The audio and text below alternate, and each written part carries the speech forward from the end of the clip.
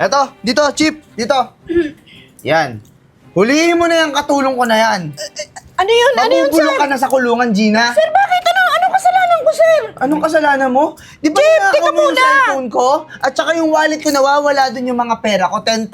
Ikaw lang naman yung pumapasok sa kwarto ko para maglinis, di ba? Sir, wala po akong ginagawa. Ang tagal ko na sa inyo, wala po akong ginagawang gano'n. Ano walang ginagawa? Nasa akin yung ebidensya. Nawawala nga, sinabi ko na sa pulis. At ikaw lang yung suspect na pwedeng gumawa nun. Sir, hindi ko po kayang gawin yun sa inyo. Mahal ko po itong trabahong to. May anak po ako sa probinsya. Ako lang ang inaasahan, sir. Oh, bakit mo kasi ginawa yun? Alam mo naman palang may anak ka sa probinsya eh. Ngayon mabubulok ka na sa kulungan. Sir, hindi ko kayang gawin yun, ma'am. Tulungan niyo naman ako. Hindi ko kayang gawin yun, ma'am. Renz, siguro naman totoo yung sinabi ni Nanay Gina. Hindi na yun magagawa. Anong hindi magagawa? Eden, ilang beses na tayo nawawalan ng pera dahil sa matandang to. Siya lang naman yung labas-pasok sa kwarto. Ikaw yung magnanakaw. Pero Renz, pwede namang hindi natin siya ikulong. Investigahan mo muna natin habang suspende siya sa trabaho. Chip, wala po akong kasalanan, Hindi. Chip. Nay, sapat na po yung ebidensyang binigay sa akin ni Sir. Kaya napatunayan po nating may kasalanan ka talaga. Renz, maawa ka naman sa pamilya niya. Anong maawa? Ma'am, tulungan mo ako, ma'am. Hindi! Hindi ko alam yung sinasabi ni Sir. Hindi ko alam Mabubulok yung ka na sa binibintang kulungan. nyo. Hindi ko po alam, ma'am. Renz, baka naman pag-usapan na lang natin to. Sir, kahit nga kulang yung pinapasahod mo sa akin, hindi ako umaalis dito. Kahit oras na po ng pahinga ko, pag nagutos kayo, wala po kayo naririnig sa akin. Oh, wow! Dahil gusto ko itong trabahong to, sir. Nanunumbat ka pa ngayon, ang kapal naman ng mukha mo. Eh, ilang taon din naman kitang kinupkup dito, di ba? Tapos ngayon, nanakawan mo lang ako. Wala akong pake kahit may anak ka sa probinsya dahil mabubulok ka na sa kulungan. Hindi po ako nanunumbat, Chip, sir. sige na, dali mo na yan. Tara, Nay. Ma'am! Ma'am! Tulungan mo ako, ma'am! Renz, hindi tama yung ginawa mo. 4 na buwan na nga hindi mo pinasahuran si Nanay Gina, tapos bigla mo ipapakulong na hindi ka sigurado na siya talaga yung nagnakaw? Alam ko naman, Eden, hindi naman talaga siya yung nagnakaw. Ginawa-gawa ko lang yun kasi ayoko na siyang pasahuran. Ayaw mo nun, nakatipid tayo ng bayad sa katulong, edi humanap tayo ng panibago. Hayaan mo na makulong yun. Hayaan mo na mabulok sa kulungan yung matanda na yun. Wala naman ang bilang yun. Samahan mo na lang ako kasi aasikasuhin natin para tuluyang mabulok sa kulungan yun. Renz! Officer, eto na yung mga karagdagang ebidensya para naman makulong na ng habang buhay yung matanda na yan. Dami pala na ito eh. Sir, ano ba naman yan? Alam mo naman na wala akong ginagawang masama, sir eh. Anong walang ginagawang masama? Huling-huli ka na sa lahat ng mga pagnanakaw na ginawa mo sa akin. Kaya ngayon, mabubulok ka na dito sa kulungan. Wala ka nang labasan dito, matanda ka. Sir, inosente naman ako sa mga sinasabi mo, sir. Hindi ko yung magagawa sa inyo ni ma'am. Inosente, kaya naman pala sobrang hirap mo, nagawa mong magnakaw. Hindi ka man lang naawa sa apo mo. Diba sinabi mo sa akin, may apo ka na pinag-aaral sa probinsya nyo? Opo. O paano na lang pag nalaman nila na nakakulong na pala yung lola niya o yung mga anak mo doon? Yun na nga, sir. Ito naman lang inisip niyo yung pamilya ko. Renz. Ba't niyo ako pinatatangan ng ganyan? Renz, baka naman pwede mo i-atras yung kaso. Ma'am, Bakit ko iaatras, Eden, ha? Aber, ano kinakampihan mo tong matandang to? Kasi, nakikita ko na wala siyang ginawa masama. Anong walang ginawang masama? Eh, yun na nga yung mga ebidensya na submit ko na, nabigay ko na. Kaya ikaw, huwag ka nang umiyak. Kahit umiyak ka pa ng dugo, di ka na makakalabas dito, di mo na makikita yung apo mo. Chip. Wala akong panalaman yung Chip. Sensya na po, ma'am ha. Ito na po yung mga ebidensya eh. Wala na.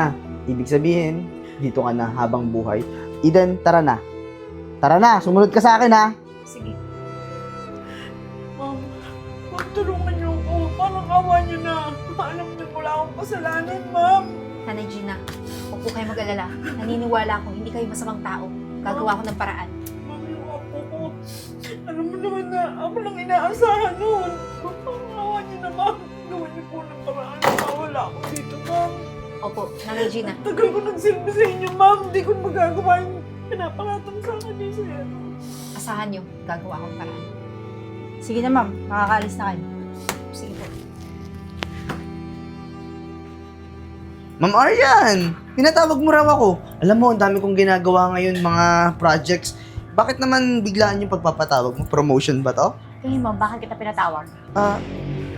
Bakit nga ba? Tsaka ba't parang galit naman kayo, ma'am? Alam mo, bilang manager mo, nakakahiya yung pinaggagawa mo. Talaga bang nagpakulong ka ng katulong? Nang wala namang ginawang kasalanan? Ha? At balikot pa doon, hindi mo pinapasahod ng ilang buwan. Kailan ka ba kalala? Nakakahiyang acquainted ako sa'yo, nakakahiyang empleyado kita. Alam mo, madadama yung pangalan ng company, ng reputasyon nito sa pinaggagawa mo. Ma'am, sandali lang. Kalma. Paano niyo po ba nalaman to? Kalma? Paano ako kakalma sa pinaggagawa mo? Tao ka ba ba, ha? Paano ko nalaman? Miss Eden, come here. Eden, ano to? Friends, sorry. Pero alam kong tama yung ginawa ko. Eden, asawa mo ako. Yun nga asawa mo na mismo ang nagsabi, ang nagsumbong sa pinaggagawa mo. Kasi mali ang ginagawa mo, Renz.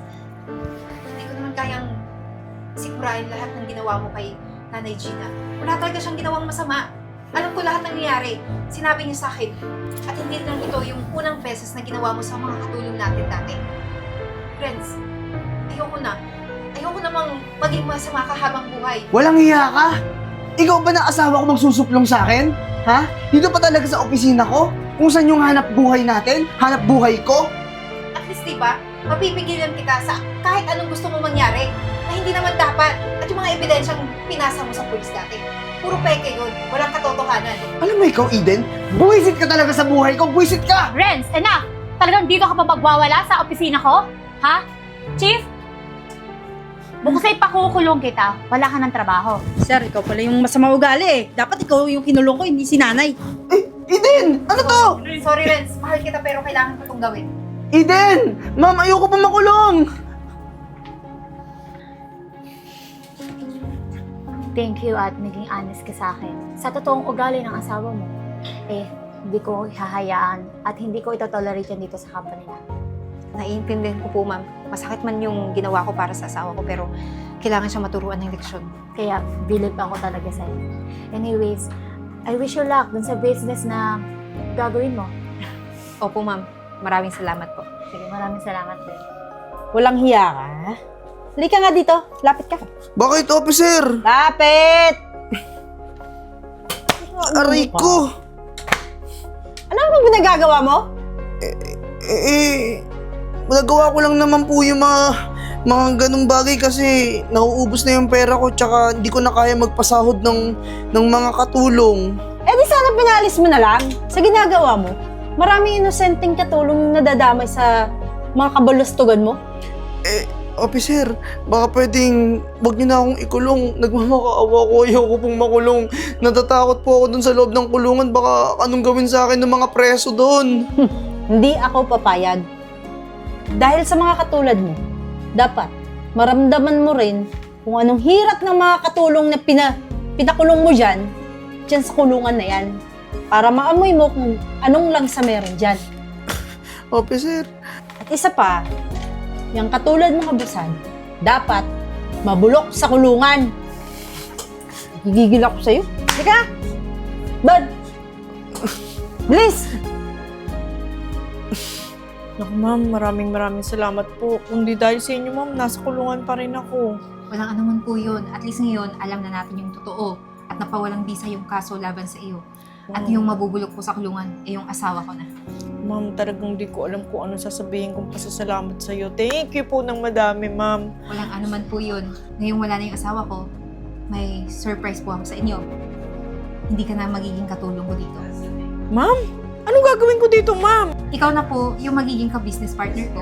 Talaga ba, ma'am? Oo Diyos ko, naman. ma'am, hindi ko na talaga alam ano ba to. Sobrang napapaiyak naman ako sa kwento mo. At kung hindi mo po alam pa yung pasikot-sikot dun sa company, pwede kitang turuan o yung mga empleyado ko doon. Ako, ma'am, sobrang salamat. Ma'am, nahihiyaman ako sa'yo. May hihilingan sana ako isang bagay lang. Kahit bigyan mo ma'am ako ng kahit 2 days lang, ma'am. Nasilip ko lang yung apo ko. Uwi muna ma'am ako ng probinsya. Baka po pwede. Ganun po ba? Kaso, kung nagano ko to, hindi ko pa pwedeng umuwi kami sa ngayon. Pero huwag kayong mag-alala. May isa pa akong surpresa sa'yo. Nathan? Mommy, I miss you so much. Ma'am! Ito ba yung surprise mo sa akin? Opo. Huwag po kayong mag-alala. Nagpaalam na ako sa parents niya na di po muna siya hanggat kailan mo gusto. Gusto miss ko na to, ma'am. Ano, happy ka Dito ka na? Thank you, ma'am. Ma'am, sobrang salamat po, ah. Wala po yun.